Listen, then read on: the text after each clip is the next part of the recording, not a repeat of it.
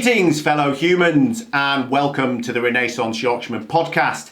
Today, I would like to examine a document from the World Economic Forum.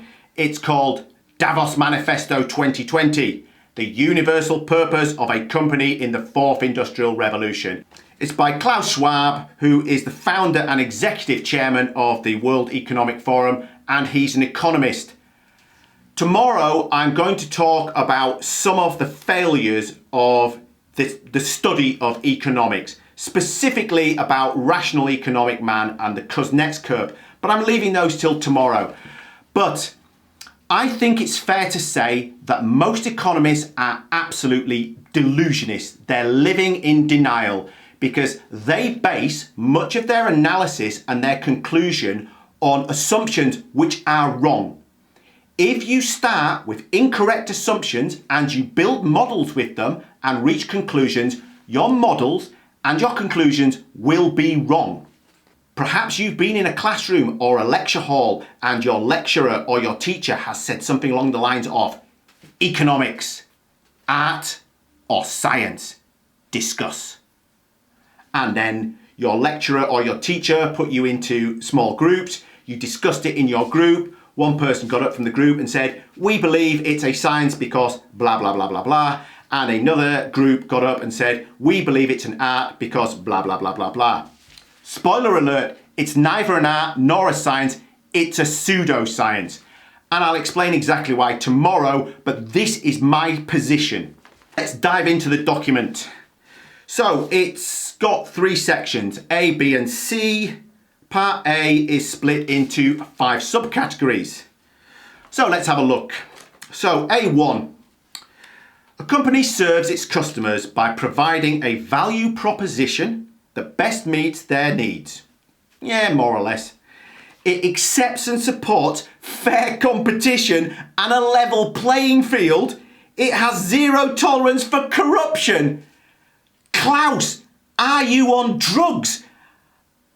Have you been living under a rock for the last 50 years? I mean, zero tolerance for corruption. Listen, I'm not saying that every company in the capitalist system is corrupt, but it's pretty common. I don't know whether it's more than 50% of companies or less than 50%. I would have to guess with really big companies, it's more than 50%. It's so common. Now, some of this corruption is legal and some of this corruption is illegal. But let's not forget that slavery used to be legal, but that doesn't make it right. And I remember in the United Kingdom in the 1980s when the law was changed so that it was illegal for a man to rape his wife.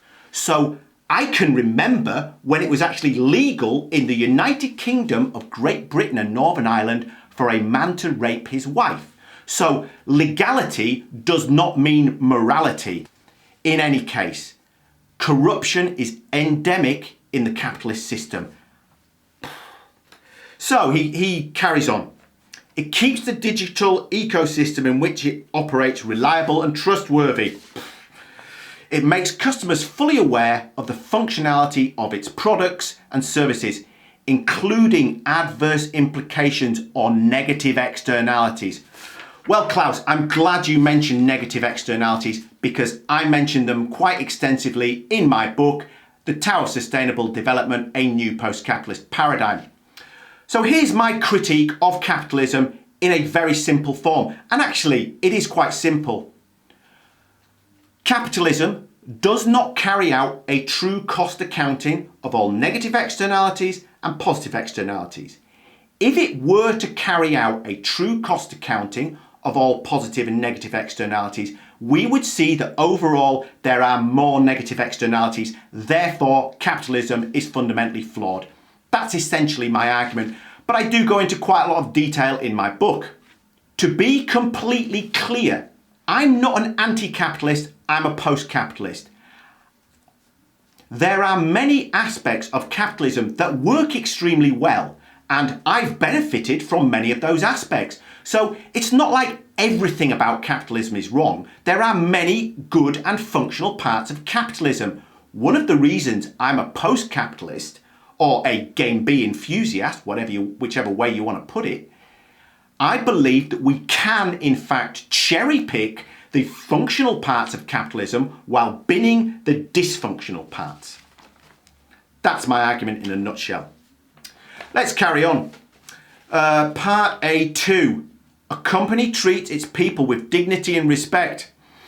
It honours diversity, the D word, better get that one in, Klaus, and strives for continuous improvement in working conditions and employee well-being. I don't know what to say. Actually, I do know what to say. I remember reading an article about 10 years ago about some of Apple's factories in China. Some of the employees were jumping off the top floor and killing themselves because of the atrocious pay and conditions. Instead of improving conditions and paying them more, Apple installed suicide nets. I mean, Apple, this is one of the world's biggest company, and this is not slavery in the sense that slavery existed in the 17th or 18th or 19th century, or earlier in fact. But I believe that this could fairly be described as de facto slavery.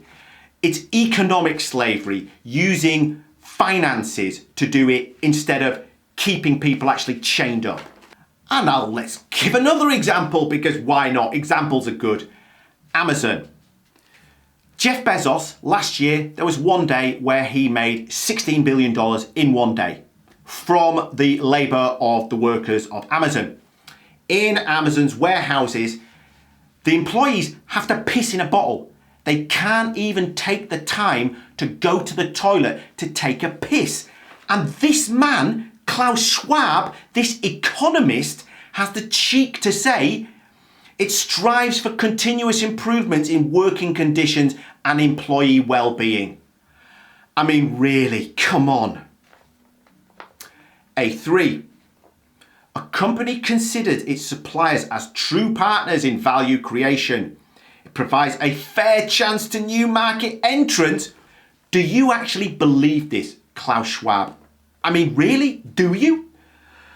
I guess on occasion, there's new entrants to market and they're treated fairly. But I would have to say, in general, companies are trying to keep out entrants to their market because they are trying to maximise shareholder profit. I mean, you know this, Klaus Schwab. A4. A company serves society at large through its activities, supports the communities in which it works, and pays its fair share of taxes.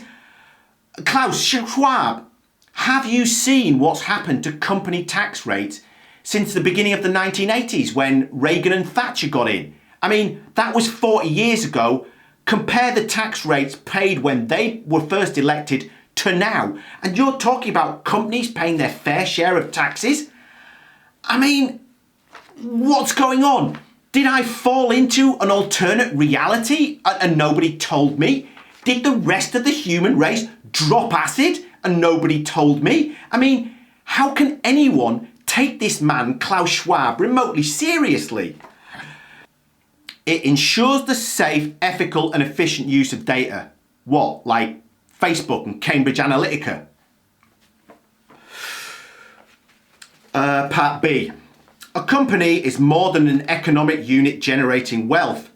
It fulfills human and societal aspirations as part of the broader social system. Mostly not. Occasionally, yes. But mostly companies do things like, we're doing some outreach, blah, blah, blah. We're putting this back into the community. Greenwashing. Absolute greenwashing. And corporate social responsibility. I've studied it. I've done classes on it. It's absolute nonsense. Finally, Part C, which I will read in full. A company that has a multinational scope of activities not only serves all those stakeholders who are directly engaged, but acts itself as a stakeholder, together with government and civil society, of our global future. Corporate global citizenship requires a company to harness its core competencies, its entrepreneurship, skills and relevant resources in collaborative efforts with other companies and stakeholders to improve the state of the world. Really? Really? So, what can I say? Klaus Schwab, delusionist or liar? Discuss. Thank you for giving me your time today. Live long and prosper. Nano, shazbot.